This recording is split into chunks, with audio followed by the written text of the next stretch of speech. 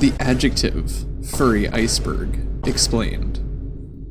Hey everybody, it's been a while, but here's the second half of Layer 5. No frills, we'll have a chat at the end, but let's just jump right into it. You have waited long enough for this.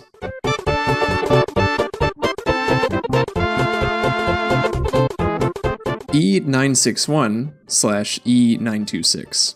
The former of these is a safe-for-work version of E621 launched in July of 2009, 2 years after the original site went live, where E621 uses the E number, or Europe number, used to denote MSG. E961 used the number designated for Neotame, I think I'm saying that right, an artificial sweetener introduced to market in the 1990s, and whose patent expired in 2015. The original site is mostly remembered as a footnote, however, as similar to the parent site, its initial iteration only lasted for a few months. By November 2009, the domain e961.net was redirecting to E621. Wikifur states that this was due to the amount of traffic to the main site necessitating a merger in order to save bandwidth. 3 years later, in November 2012, however, the successor to E961, this time called E926, was introduced. This E number refers to chlorine dioxide, more commonly known as bleach, with the name implying that the site is a sanitized version of E621. However, instead of being a truly separate site, it accesses the same database as E621, but applies various filters to ensure only safe-for-work content is visible. My glasses are helping me read, but I need to take them off because the webcam is picking up that I'm squinting, so... MFF 2014 gas attack. This entry refers to an incident which occurred on December 7th, 2014 at Midwest Fur Fest, in which a jar of chlorine was broken inside one of the stairwells of the convention hotel. This led to a hectic early morning filled with emergency responders evacuating and attempting to clear the hotel of contaminants. In total, 19 people were hospitalized for exposure to the gas, which resulted from the release of the chlorine. Thankfully, none of the victims perished, but unfortunately, in spite of a police investigation, no charges were ever pressed against any suspects. Almost a decade later, it's still unknown who caused this attack. In some regards, the attacker, or attackers, never being apprehended seems to have emboldened a new wave of anti-fur trolling and incidents at various conventions in the years since. If you're interested in seeing news coverage from that weekend, or the multiple videos that have been put together in the years since concerning the incident, there are a number here on YouTube for you to check out. What is that? Why is that there? Has that been there this whole time? Son of a bitch. Sally Acorn skeleton doll. This is a meme artifact of the internet. It's not necessarily furry in and of itself, but definitely furry adjacent, or at least lumped in with furry by a number of people who have encountered it over the years. Essentially what we have here is the story of a DeviantArt user who created a life-size doll of the Sonic the Hedgehog character Sally Acorn. The doll has been noted by many for its uncanny appearance, likely due to its almost human features, and the photos uploaded to DeviantArt starting in 2009, lending a borderline lifelike atmosphere. For this reason, many found the doll to be off-putting from the get-go. But what really cemented this status as otherworldly and creepy was when progress photos from 2005 were posted and then shared off-site. Photos involving the innards of Sally in her early days. Photos of what appeared to be actual human bones. If we trace things back to the source, however, we find the original user in the early 2010s responding to commenters expressing disgust with playful banter or genuine explanations of what was going on here. The DeviantArt user was so dedicated to making this doll as lifelike as possible that they carved an entire human skeleton from... I put bone in the script? That they carved an entire human skeleton from wood and assembled it with wire, epoxy, and putty. This trend of replying to trolls and concerned DeviantArt users in the comments with further banter, smack talk, and genuine insight into the creation process for the Sally doll continued for a while. Unfortunately, when the photos were taken off-site and circulated, this context had not yet been added. Of course, maybe it's too charitable to assume that people whose knee-jerk reaction is disgust would even care about the context, but nonetheless, the answers to what exactly was going on with the Sally Acorn skeleton doll have been in plain sight for more than a decade, but have generally been ignored, save in recent years with popular YouTubers covering the whole story, because they seem to realize that someone carving an entire skeleton for this project is leagues more interesting than someone using a real stolen skeleton for it. Cheese grater meme. This refers to a shock meme image that's been passed around and outside of the furry fandom for about 16 years now, with a large uptick in notoriety in the past 7 or 8 years. It features the mascot of Fur Affinity, Fender, a ferox or ferret fox, in a sexually compromised situation involving a cheese grater. The image was first uploaded in 2007 and quickly gained a degree of community-wide disgust and hatred for its extreme subject matter. Nowadays, the image has mostly been relegated to memes involving cropped versions of it, as cropped Yiff memes with dissonant text have become quite popular as a whole. Really, because of the hype, you'll likely encounter a lot of people claiming it's not actually that bad, but seriously, explore at your own risk. You have been warned. This is actually like a straight up shock image. It's pretty gnarly for a lot of folks. Rod O'Reilly. Rod O'Reilly is one of the members of the group which drove the fandom during its inception in the United States. Rod is the longtime partner of Mark Merlino and co-founder with Merlino of Conference, as well as an active member of furry room parties at science fiction conventions prior. He's also a resident of the Prancing Skiltaire, which I'm not even going to say more on that later. We will get to that in this section. Additionally, Rod is the founder of the quarterly newsletter Information, which has been running consistently since 1991, at first as a paper publication, and then exclusively online beginning in 2009. O'Reilly was also one of the charter members of the Anthropomorphic Literature and Arts Association, which runs the Ursa Major Awards. O'Reilly is regarded as one of the founding fathers of furry, and has been a notable member of the fandom since its early days. Omaha The Cat Dancer. If Albedo Anthropomorphics was the first furry comic, this was the first proper adult funny animal comic. It began as a piece in the furry APA Voodie, which was co-founded by Omaha co-author Reed Waller, and then it was a short story in the 9th issue of Bizarre Sex. These appearances were in 1978 and then 1981, respectively. Waller, as editor of Voodie, received a postcard which allegedly read, "There's not enough sex in funny animal comics." Terrell Wayne claims responsibility for this letter to the editor, citing the amount of sex in underground comics at the time, and the severe dearth of such material in furry works. Waller published that first story in Voodie, which allegedly initiated a rift within the APA's staff and contributors, with some being interested in this more mature direction for the fandom, and others wishing to keep it less adult-oriented. Shortly, Omaha the Cat Dancer was expanded into a full standalone series published by Kitchen Sink Comics, the same publisher behind Bizarre Sex, and it ran irregularly, releasing between 1986 and 1994. It was picked up afterwards by Fantagraphics for an additional 4 issues in 94 and 95, with Kitchen Sink also publishing collected omnibus editions of the series between 1987 and 1993. Omaha tells the story of,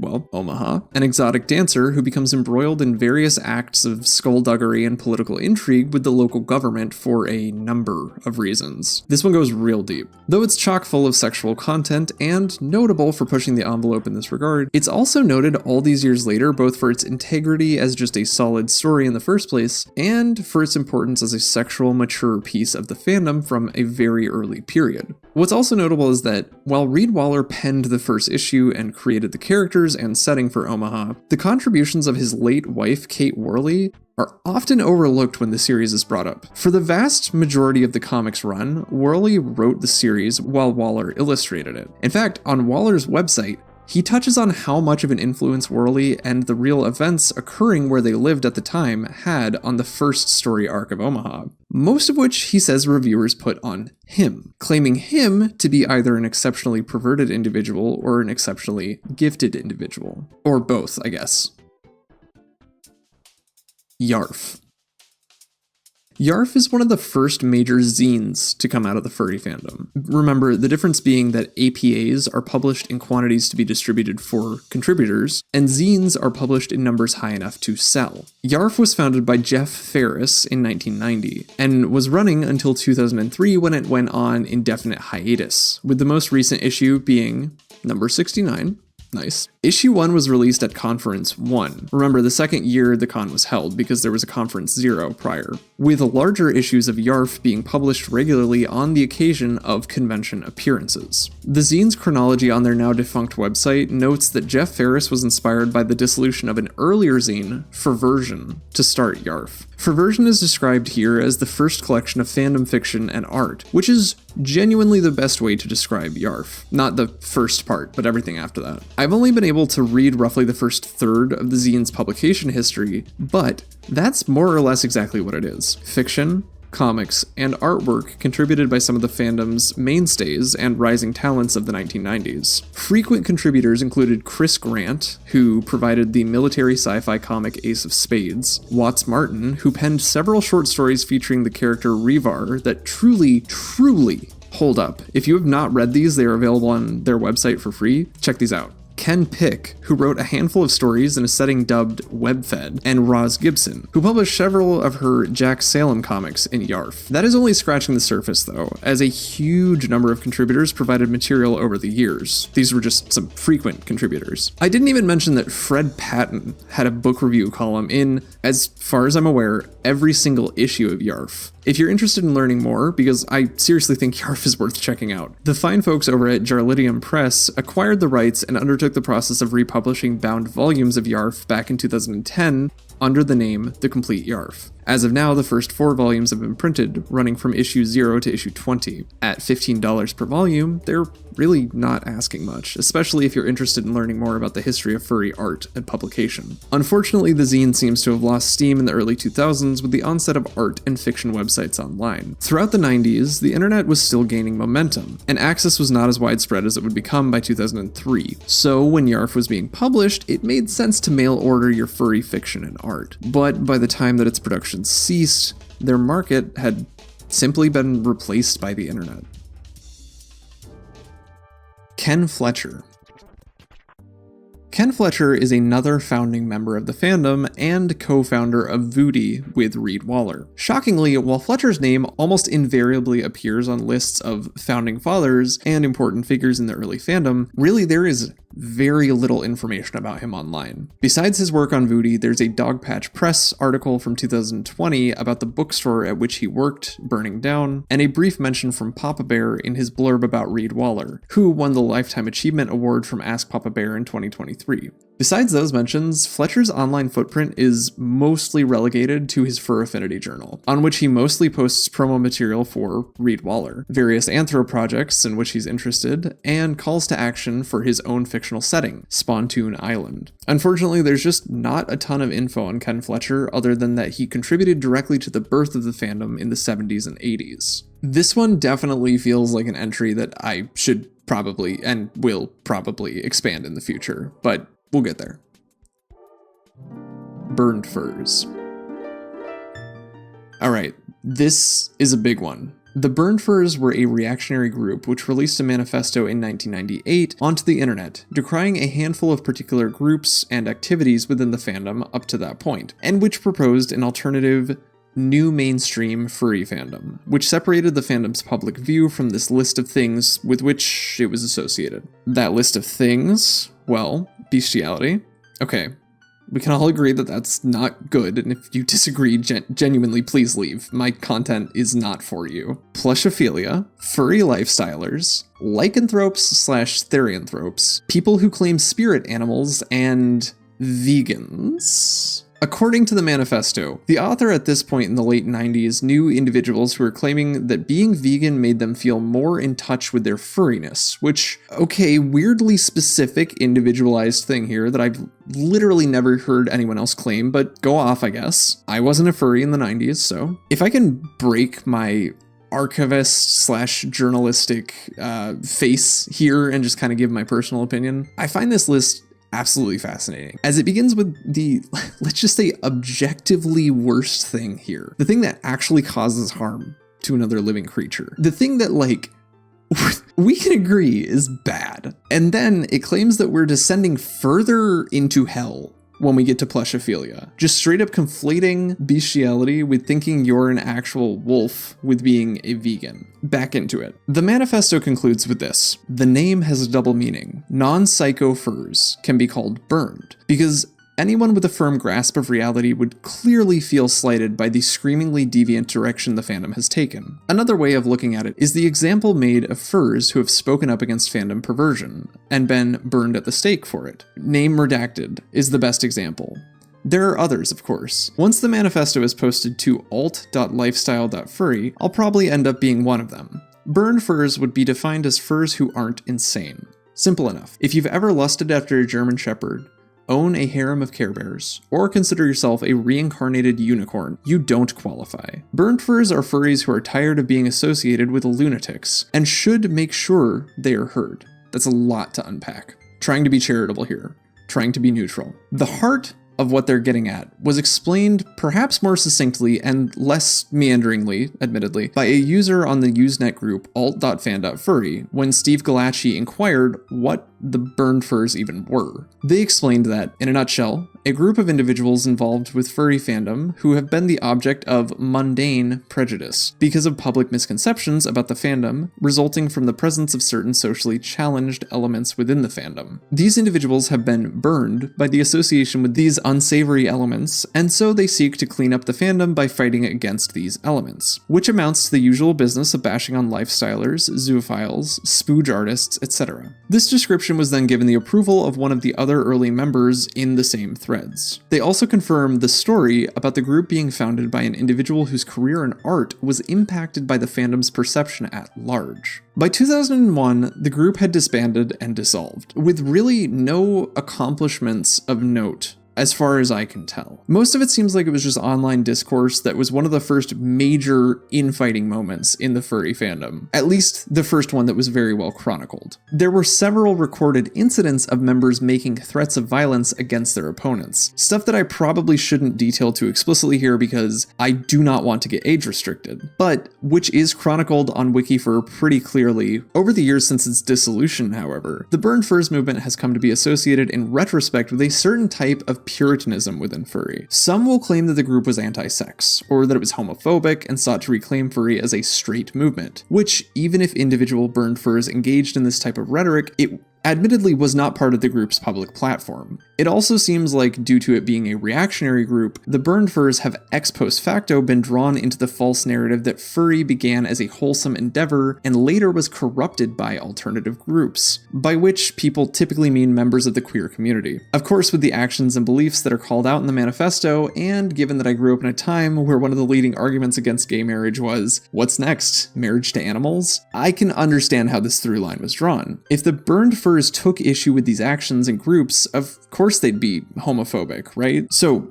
what's remarkable, however, is that learning about some of the people involved with the inception of the group, all of whom have had their involvement blanked, their WikiFur pages locked, and who have shown no relation to furry at large in almost 2 decades at this point. And this is a direct warning, do not try to contact any of these people. There's a reason that I'm blanking people's name out of this. They clearly do not want to be involved with this. Do not try to contact them. The unifying factor among all these people is that they were young, like really young. This shitstorm that's still referenced to this day whenever a new type of puritanism or attempt at cleaning up the fandom's image for the sake of looking good to non-furries was started by people who were barely legal adults. I've been kind of dancing around this up to this point, but let's actually drill down on what I'm talking about there. The story of the burned furs inception goes that one of the founders got burned when they sought out a job in animation toward the end of their college career, but they were rejected because their portfolio contained furry artwork. At the time, at least one fairly infamous incident had occurred with someone seeking employment in animation using a portfolio containing Yiff. Obviously, I don't have any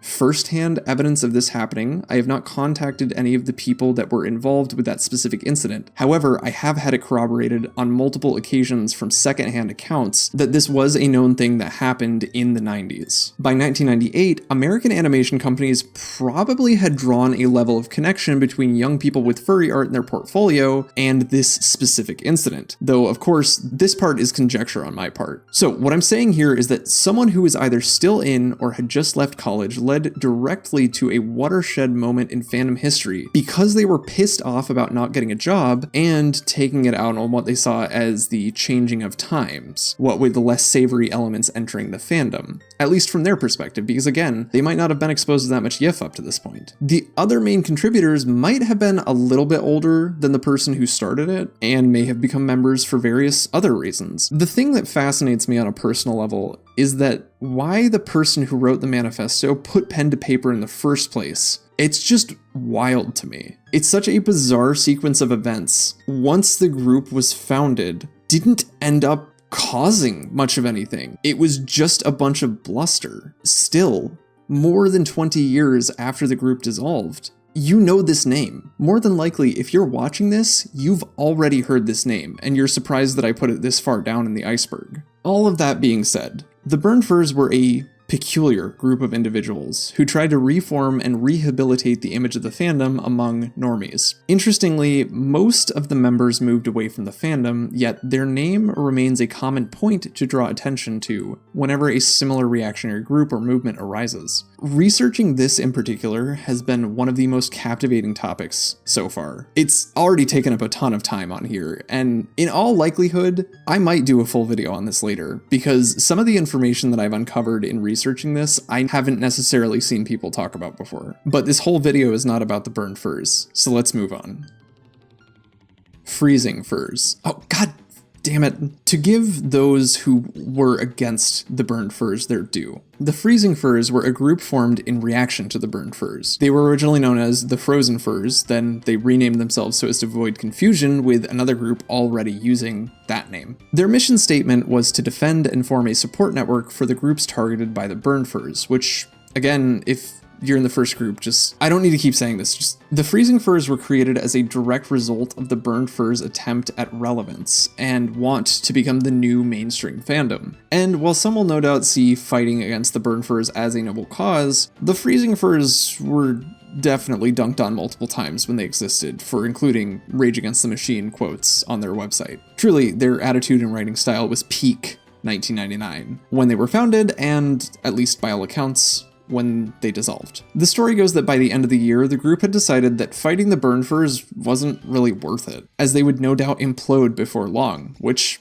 well, I mean, it might have taken another couple years, but they weren't off the mark by far. There's honestly not as much to say here as with the previous entry, as 1, the Freezing Furs didn't exist as long as the Burned Furs. 2, only a dozen people were ever listed as supporting the group. 3, they didn't spark nearly as much controversy, and 4, they weren't the only group that came into existence in reaction to the Burned Furs. But more on that later. I also really need to stress that while the About page says, no one deserves a bullet in the head for their personal beliefs and unobtrusive practices, that's what we believe and that's why we are here. And that's a great message. The preceding sentences list the laundry list that the Burned Furs were against, and guys, come on. There was one fucking thing you should have left off. Anyway, the Freezing Furs are typically mentioned alongside the Burned Furs due to being the original group that came out against them. Ultimately, just like the Burned Furs, they never really seemed to accomplish a ton. Neopets.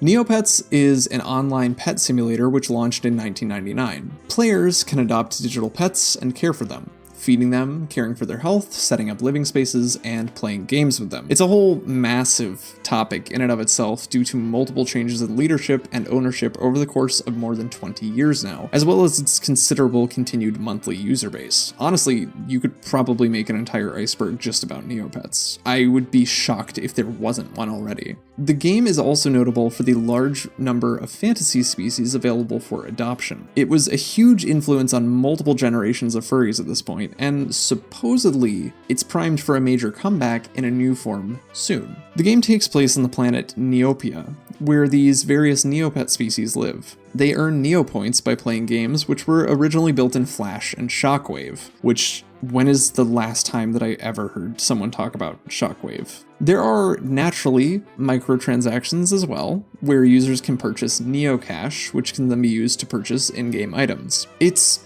truly notable as an important part of early internet culture, as well as, given its relation to the internet, furry culture. Prancing Skiltaire.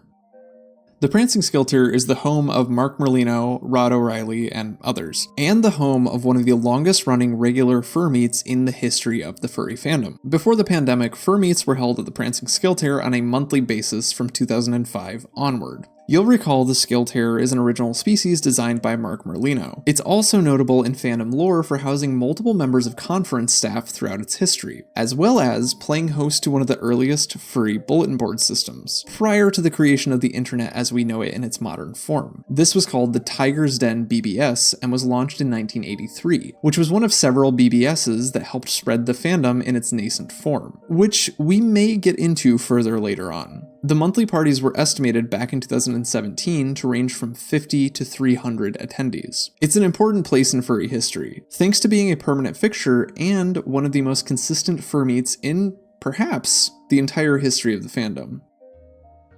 Lucifer. Lucifer is on this list because of one specific episode from this Fox/Netflix show. That episode being from 2018, Boo Normal. This episode centers around one of the show's characters going undercover at a fur con using a deceased person's fursuit. It's notable because of co-showrunner Ildi Modrovich's status as the mother of a furry, and due to the episode actually hiring furries, which some cynically questioned, arguing it could have just been a cost-cutting measure. So, the exact opposite of the CSI episode from 15 years prior. For that reason, it's notable as a way better, more genuine representation of the fandom in mainstream television. Redwall. Redwall is the long-running novel series penned by Brian Jacques, or as the girl who fucking loved these books that I went to middle school with said, Brian Jacques. Between 1986 and 2011. In total, the series spans 22 books with several adaptations, including a television series, 2 video games, a currently in production, supposedly, film, and a frickin' opera? The series centers around a fully anthro cast in Mossflower Wood, specifically in an abbey inside of Mossflower Wood known as Redwall. The cast is absolutely massive, with characters often only appearing for a single book, similar to Neopets, but for even bigger nerds, who read books and stuff. Redwall was a pretty big influence on millennial and Gen Z furries, but I ain't read none of them yet. Look at me, I ain't no nerd. MeepsKitten. MeepsKitten is a Twitch streamer and the first furry to travel to space, as well as the first openly pansexual person to travel to space, as well as being the youngest American to travel to space, thanks to their flight on December 11th, 2021 with their father, Lane Bess, and several others. Meeps announced this flight right before it happened on their YouTube page. And after the flight, controversy arose with the idea that Meeps was an astronaut due to their flight being with Blue Origin, which, if you don't know, is an LLC formed by Jeff Bezos in 2000 with the vision of enabling a future where millions of people are living and working in space for the benefit of Earth. Which, yeah.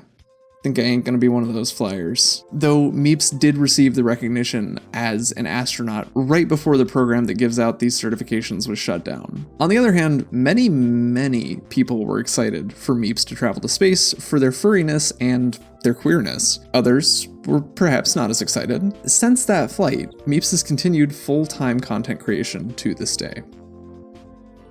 Paws versus Maws. This one is a meme present in furry for a while. It asks essentially, which does the internet user prefer, Paws or Maws? Paws or mouths. I'm not 100% sure where the meme originated, but it's been around for at least 5 years now, as per this poll from Furry Amino posted in 2018, as well as this pin set released at Confuzzled that same year. According to the sales for that con, Team Maw won, meaning Maws are in fact better than Paws, which is frankly just incorrect because Paws have beans and Maws don't have beans unless you eat them. So, CFO. The CFO was one of the prototypes and forerunners of the furry fandom, which we've mentioned previously in passing. The name stands for the Cartoon and Fantasy Organization, and it was based out of Los Angeles, California. Notably, Fred Patton and Mark Merlino were both members prior to and concurrent with the original furry room parties at science fiction conventions. Basically, it's a club centered around the screening and appreciation of cartoons, with many meetings from the time of the club's founding in 1977 showing off anime and funny animal cartoons. It's notable in this way not only for leading to the birth of the fandom as we know it, but also as an inroad into the US for anime. In fact, it led to Fred Patton inviting Osamu Tezuka, the creator of Astro Boy and Kimba the White Lion, among many others, to visit the CFO while he was in the US. In the 1980s, the CFO expanded all across the country and even into other countries, but the Los Angeles chapter of the CFO remained the center of the entire group. It really highlights the long-standing ties between the furry fandom and the anime fandom, particularly in the United States, of course. And though it's more or less defunct at this point, the legacy of the CFO still has ramifications to the modern day within how the fandom operates. Impressive Title /FeralHeart. These two are a pair of MMO games that were designed around playing as Lion King-esque animals. The first, Impressive Title, was released in 2008 and then shut down in 2010. It was designed to be a virtual life simulator, where users customized their lion characters and interacted with one another, often role-playing. An announcement was initially posted on the Lion King fan art archive, which sparked interest and led to a considerable user base right from the jump. The game was open to modding, which sometimes took the form of trolling, given that hacking the game files on the client side could affect game values for everyone within a server or channel. In other words, it was easy to screw with other people. The initial game lasted 2 years, with its servers being shuttered in 2010. The next year, the game's developer Kovu Ltd posted the game's source code for download, so that users could continue hosting private servers if they wished. In 2011, Kovu Ltd also released an expanded version of Impressive Title rebuilt from the ground up, this one being called FeralHeart. While Impressive Title always appeared to be heavily based on The Lion King,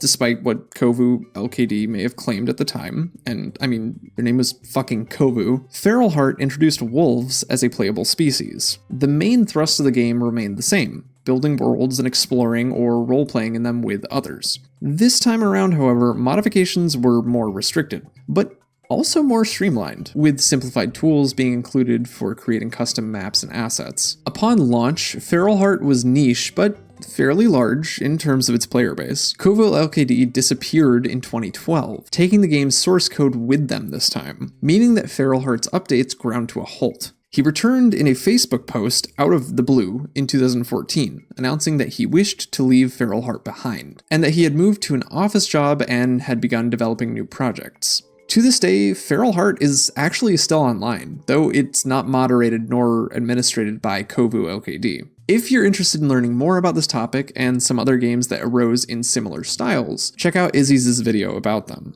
Izzy's has personal connections to these games, whereas I only learned about them years and years later. That's a much differently informed look at them. And again, some other ones that came after. This right here is truly just scratching the surface of something that completely passed me by, and that, while niche, was a fairly big deal for early 2010s furry and furry adjacent communities.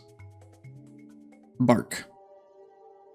barq is a social media based around the fandom, launched on October 25th, 2021, with their blog explaining that development started earlier in August 2020. barq's homepage boasts a user base of more than 135,000 furries based worldwide, which is a substantial amount of growth, as an older tweet from February 2022 lists the number of beta users as over 8,000. The main draw here is that barq is designed to help furries network with one another and connect in general and in convention settings, helping set up room parties and meetups. It was created by Wootski with a team of about 25, and the app is set to be made available in 6 languages, allowing for more global usage, with a forthcoming update and overhaul of the entire app known as barq next. Early in 2023, Wootski was put under scrutiny under the commissioning of a fursuit from Don't Hug Cacti, which, As with some other things brought up tangentially on this iceberg, there's more than enough information about the controversy surrounding Don't Hug Cacti here on YouTube. The long and short of it is, the owner of Don't Hug Cacti has been accused for several years now of some pretty heinous acts. Wootsky wasn't forthcoming with responses to questions as to whether he was aware of these actions when he commissioned Don't Hug Cacti. For this reason, barq's name was, at least temporarily, linked with this controversy.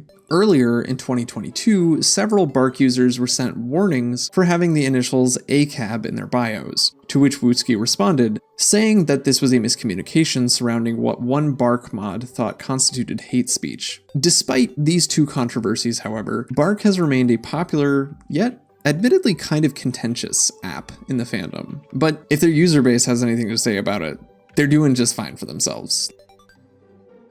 Yiff games on Steam.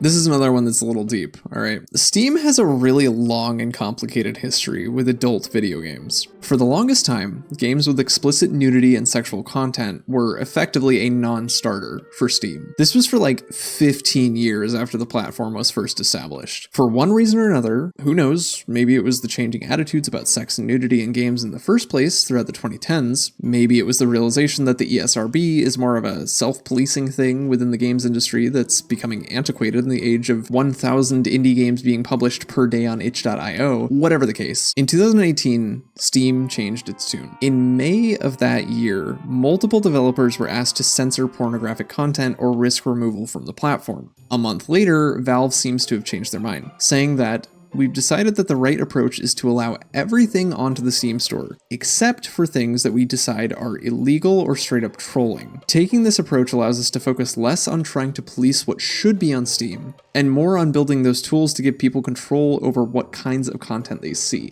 In September, they announced the introduction of an adults-only filter on Steam, which would gate off games with sexual content from underage users. They explained that this was in response to the mature content in games being submitted to the platform, necessitating more filters. That same month, it was announced that the first uncensored adult game had been approved for distribution. This game, Negligee Love Stories, tested how Steam would handle these types of releases due to the restrictions placed on media in different countries, as the game had to be removed from Steam in 28 other countries 1 week after it was released. An Ars Technica report from 1 year later indicates that Steam's allow everything policy may not have been 100% above board, citing multiple examples of games pulled from distribution in the first year of the policy's implementation. Another few years later, in 2021, TechRaptor published an article detailing further examples of games whose Steam releases had been confounded since this policy change, explaining that the developer guidelines for adult content are confusing,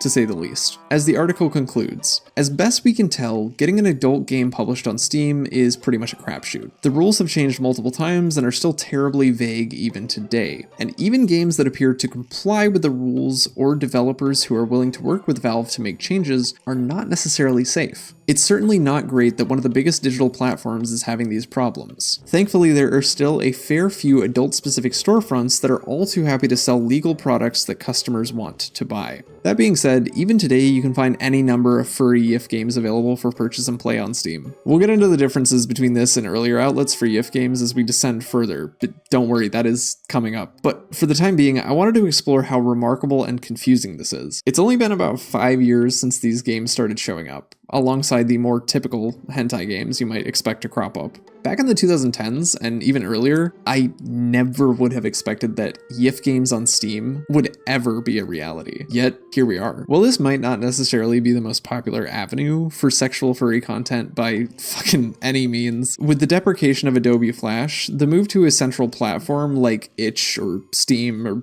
some other storefront was likely a necessary one. As time moves on, it may become a mundane reality that you can find these games, but this really was a major recent change, and I just wanted to drive that home. Disney was the first furry. This one's just a shitpost, to be honest. I included it here because it was one of the deeper entries on one of the original icebergs I built this one out of. As we've fairly thoroughly discussed at this point, the fandom did not come into proper existence until after Walt Disney's death. And going back at least several thousand years prior, humans have used anthropomorphized animals as totems and representations of various elements of the world through art and storytelling for basically all of recorded history. Probably longer, let's be real. Some of the early films produced by the Walt Disney Animation Company have been cited time and again as influences on the early fandom. But, notably, Robin Hood came out after he died. That is like the big one, right? Disney had zero connection with the fandom. Osamu Tezuka had more connection with the fandom than Disney did. This is just 100% a meme entry, as is common on basically every iceberg of any considerable size, but this one was just so absurd that I couldn't not include it, and I feel like there was some heavier stuff on this layer, so I wanted to end off on a high note. So, that is it for the second half of Layer 5 of the Furry Fandom Iceberg. And you might notice I look a little different than I did previously. It's been a little while. I'm sorry that this took so long to put together. I've been dedicating a lot more time to streaming over on Twitch, which, by the way, if you don't follow me already, please consider doing that. It would mean the world to me. By the time that this goes up, I'll already be working on part 1 of Layer 6, and I will plan to have that up in the first month of next year, but I already made multiple promises about when this video was going up, and I kept missing them, so it will be done when it's done. I want it to be good. I want it to be as high of quality as I am capable of, and that is part of why this one took so long. I could have rushed to have this done in August, and it would not have been good. And I'm frankly much happier with how this turned out, taking my time and waiting. Also, I'm working on 2 collaborative music projects, one of which is probably actually out by the time that this video goes up, because it's coming out before the end of the year. The other one should be coming out by the end of this year as well. Please check those out as well, if you're interested. Just a little bit of housekeeping before we totally close out.